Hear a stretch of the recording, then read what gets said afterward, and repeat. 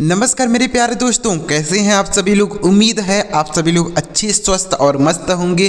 प्यारे बच्चों, आज की क्लास आप सभी के लिए बहुत ज़्यादा इम्पोर्टेंट होने वाली है। आज की क्लास में आपको मैं अंग्रेजी को बोलना और लिखना, पढ़ना बहुत अच्छी तरीके से, बहुत आसान तरीके से आपको बताऊँगा।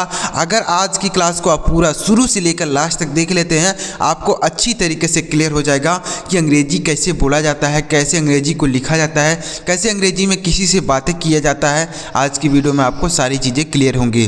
तो प्यारे दोस्तों, इस वीडियो को शुरू से लेकर लास्ट तक देखिएगा और अगर आपको ये वीडियो अच्छा लग जाए तो लाइक भी करिएगा, चैनल को भी सब्सक्राइब करके बेल का आइकन भी दबाइएगा अगर इसी तरीके से आप अंग्रेजी पढ़ना, लिखना और बोलना सीखना चाहते हैं। तो चलिए देखते हैं प्यारे दोस्तों कि कैसे हम इन शब्दों को बोलेंगे, इन्हें कैसे डेली लाइफ में अंग्रेजी को लिखने पढ़ने में यूज़ करेंगे। चलिए देखते हैं।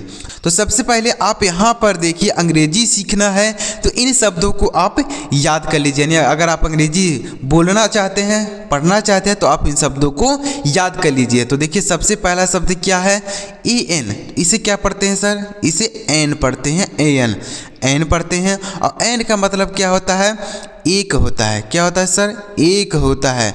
कोई चीज़ एक है तो उसके लिए हम एन का प्रयोग करेंगे, लेकिन एक चीज़ का खास ध्यान रखना होता है। वह क्या है सर?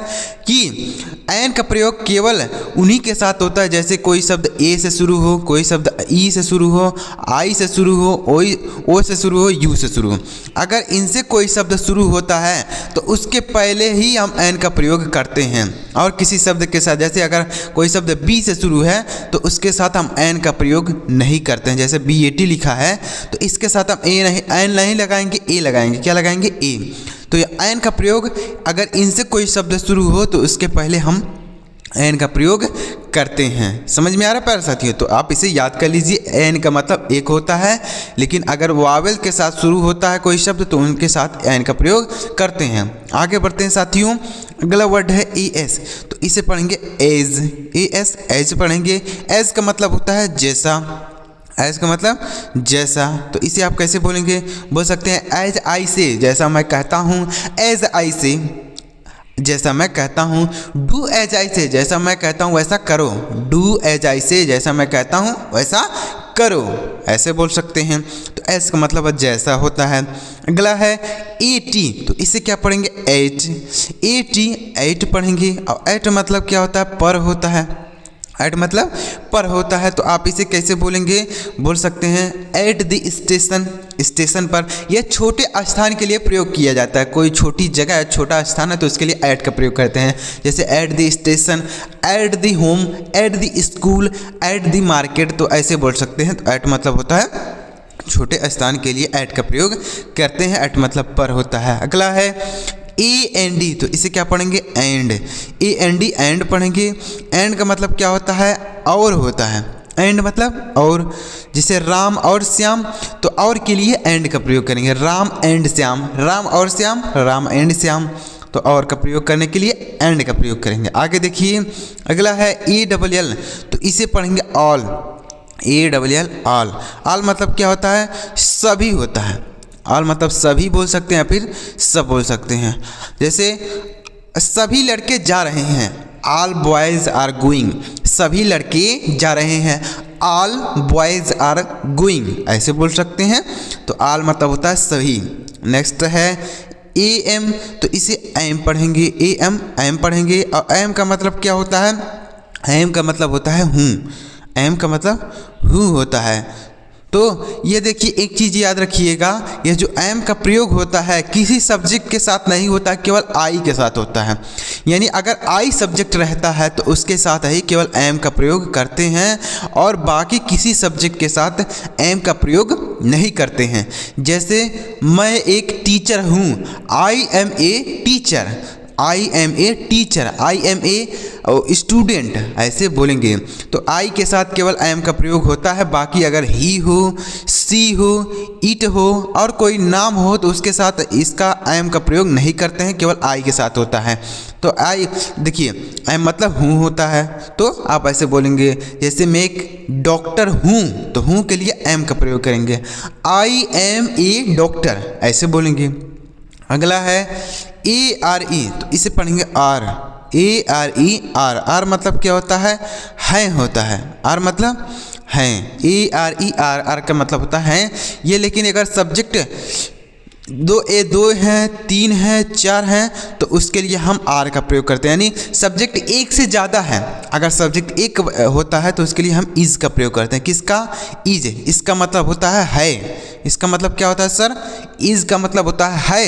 लेकिन अगर सब्जेक्ट एक हो तब इज़ का प्रयोग करते हैं, लेकिन अगर सब्जेक्ट ज़्यादा हो तो आर का प्रयोग करते हैं।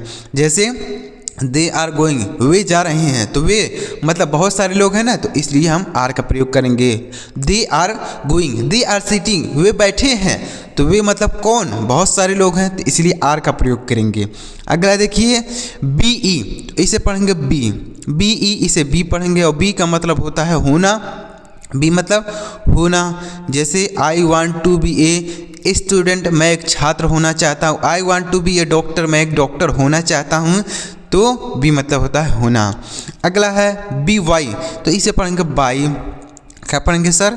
बाई मतलब होता है द्वारा। क्या होता है?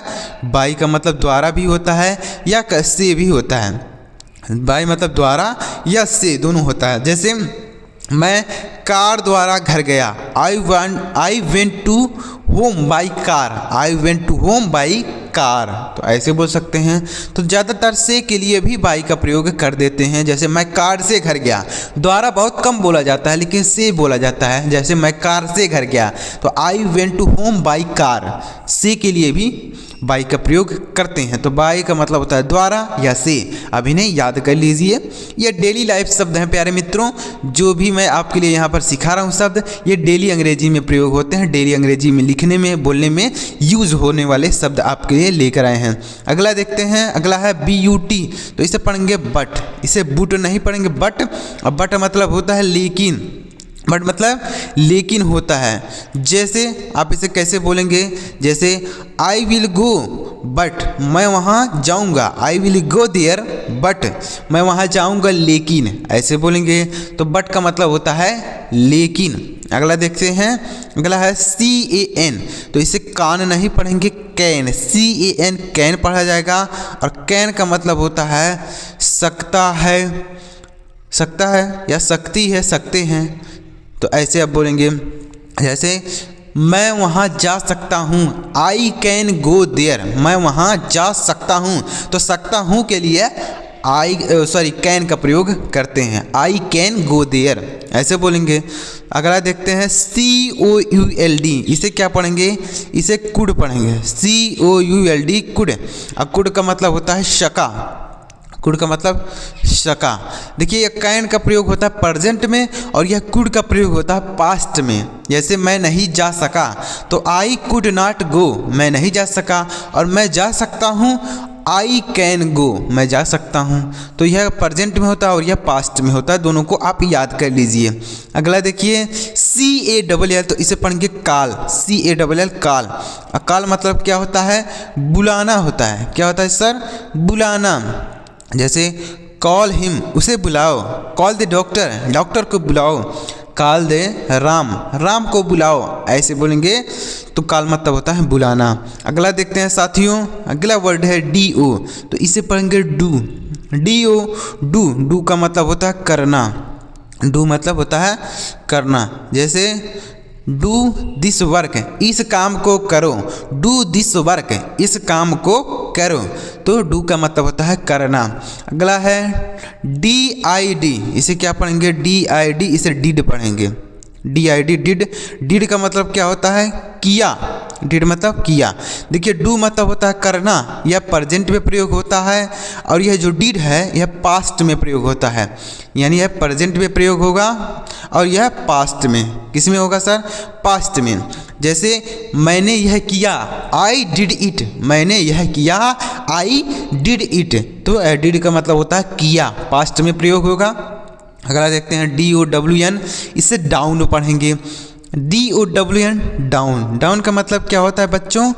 नीचे होता है। क्या होता है प्यारे बच्चों? नीचे, नीचे।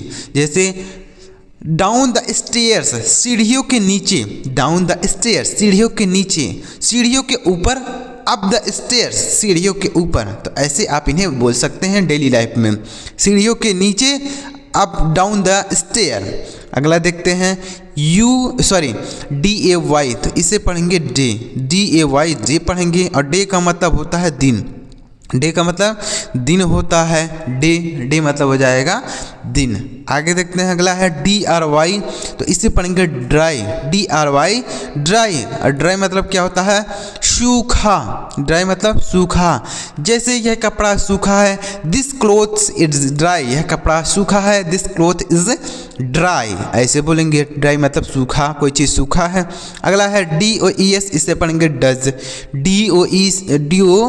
DOES डज, इसे डच नहीं डज पढ़ेंगे, सॉरी डज, ऐसे डज पढ़ेंगे। डज मतलब क्या होता है? करना, डज मतलब करना। और यहाँ पर है डू का मतलब भी होता है करना, दोनों प्रेजेंट में प्रयोग किए जाते हैं। डू का मतलब भी करना और डज का मतलब भी करना ही होता है।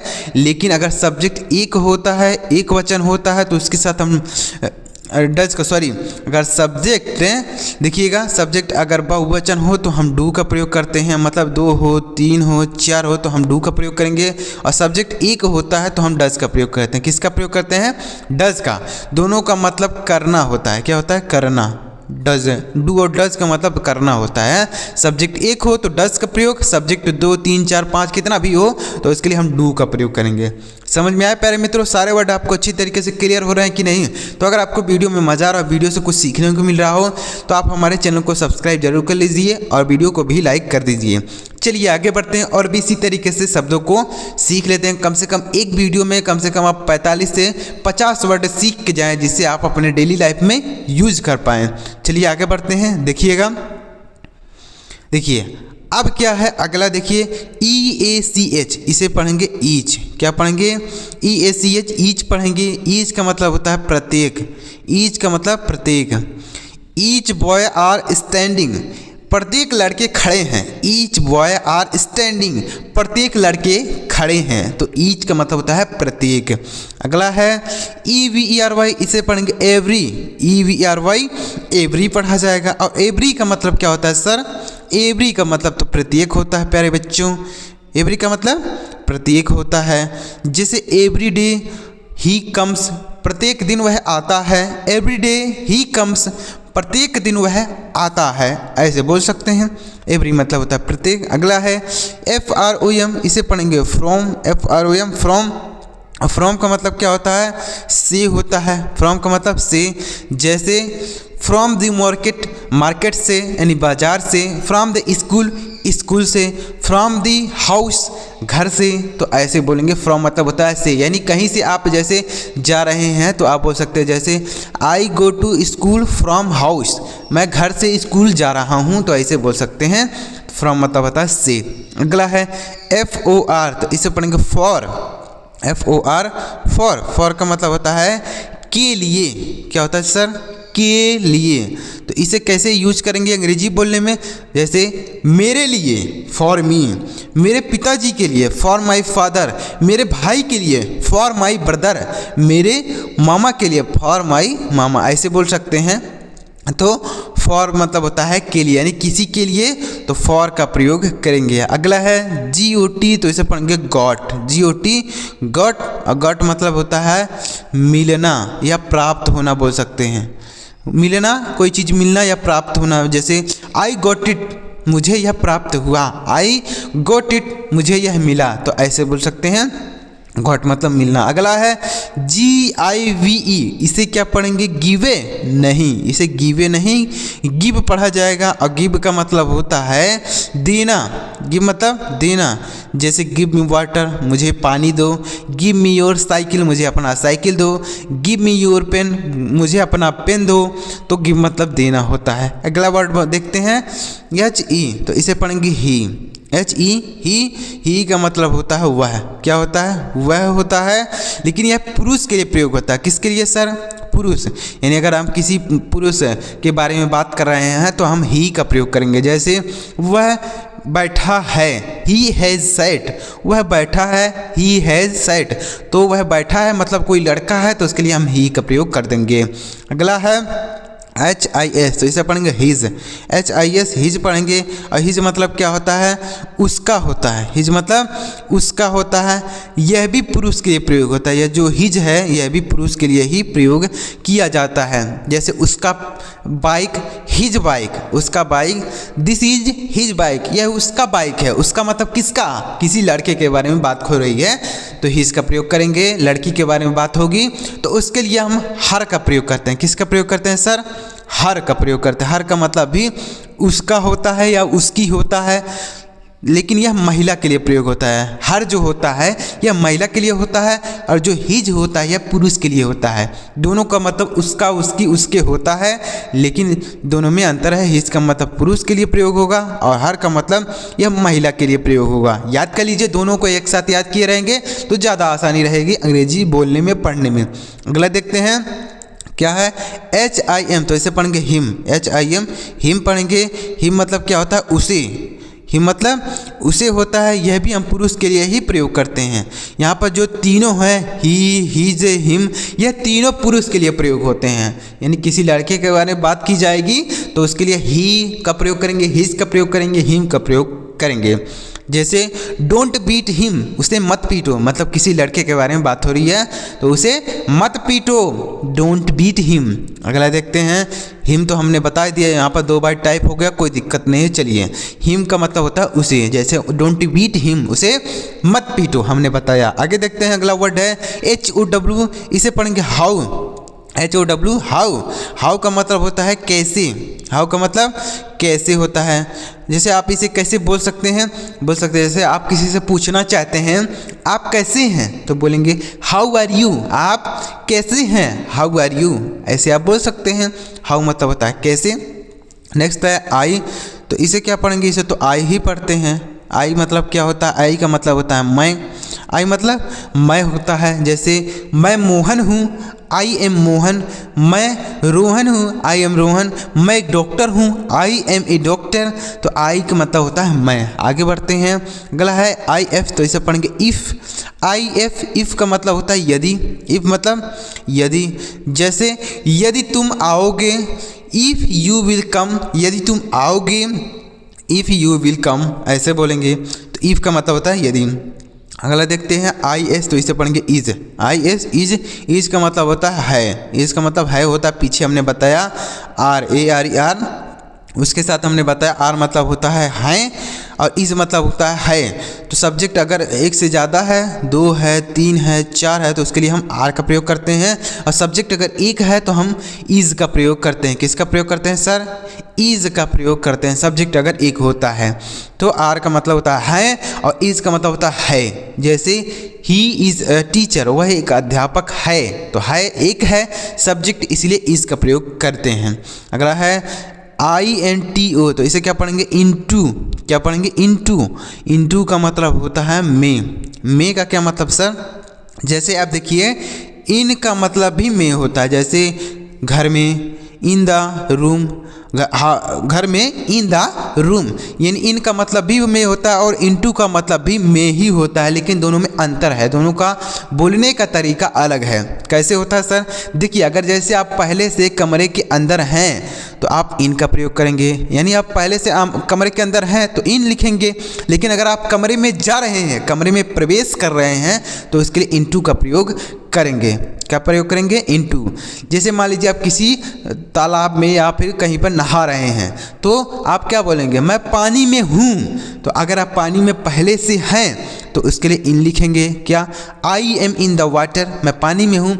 लेकिन अगर आप पानी में कूद रहे हैं, आपके अंदर गति है, तो उसके लिए इनटू लिखेंगे। जैसे आई जंप्ड इनटू द रिवर, मैं नदी में कूदा, यानी आप नदी में कूद रहे हैं, आपके अंदर गति है तो इनटू का प्रयोग करेंगे। यानी इनटू का प्रयोग होता है गति आपके अंदर होनी चाहिए। जैसे आप कमरे में प्रवेश कर रहे हैं तो आप चल के जाएंगे कि वैसे बैठे बैठे चले जाएंगे, तो चल के जाएंगे ना, तो इसके लिए इनटू लिखेंगे। लेकिन अगर आप पहले से हैं कमरे के अंदर तो इनका प्रयोग करेंगे। दोनों समझ में आ गया प्यारे मित्रों, बहुत अच्छी तरीके से आपको एग्जाम्पल देके बताया। दोनों को आप याद कर लीजिए, नहीं तो कन्फ्यूज़न हो जाएगा, कहाँ पर इन का प्रयोग करेंगे, कहाँ पर इनटू का प्रयोग करेंगे। आगे देखिए अगला वर्ड है IT इसे पढ़ेंगे इट। IT इट मतलब होता है यह निर्जीव चीज़ों के लिए प्रयोग होता है। इट का प्रयोग निर्जीव चीज़ों के लिए या फिर कोई जानवर के लिए प्रयोग होता है। जैसे इट इज़ अ पेन, यह एक पेन है। इट इज़ अ साइकिल, यह एक साइकिल है। इट इज़ अ काऊ, यह एक गाय है। तो इट का प्रयोग होता है निर्जीव चीज़ों के लिए। अगला है JUST, इसे जस्ट पढ़ेंगे। और जस्ट का मतलब होता है बस, जस्ट का मतलब होता है बस, जस्ट। अगला है KNOW, इसे नो पढ़ेंगे। और नो मतलब होता है जानना। नो मतलब जानना। जैसे आई नो हिम, मैं उसे जानता हूँ। आई नो हिम, मैं उसे जानता हूँ। आगे देखिए, अगला है LITTLE, तो इसे पढ़ेंगे लिटिल। LITTLE little. और लिटिल मतलब क्या होता है? थोड़ा होता है या कम, थोड़ा होता है या छोटा भी होता है। जैसे लिटिल वाटर, थोड़ा पानी। लिटिल मिल्क, थोड़ा दूध। तो लिटिल का मतलब थोड़ा भी होता है और लिटिल का मतलब कम, छोटा भी होता है। आगे देखिए, अगला वर्ड है LONG, इसे क्या पढ़ेंगे? इसे लॉन्ग पढ़ेंगे। LONG long. और लॉन्ग मतलब क्या होता है? लंबा होता है। लॉन्ग मतलब जैसे this is a long tree, यह एक लंबा पेड़ है। This is a long tree, यह एक लंबा पेड़ है। आगे देखिए, अगला है LIKE, तो इसे पढ़ेंगे लाइक। LIKE like. और लाइक मतलब क्या होता है? पसंद होता है। लाइक मतलब पसंद। जैसे ही लाइक्स मी, वह मुझे पसंद करता है। सी लाइक्स मी, वह मुझे पसंद करती है। ऐसे बोल सकते हैं। तो लाइक मतलब होता है पसंद करना। और लाइक का एक अर्थ और होता है तरह।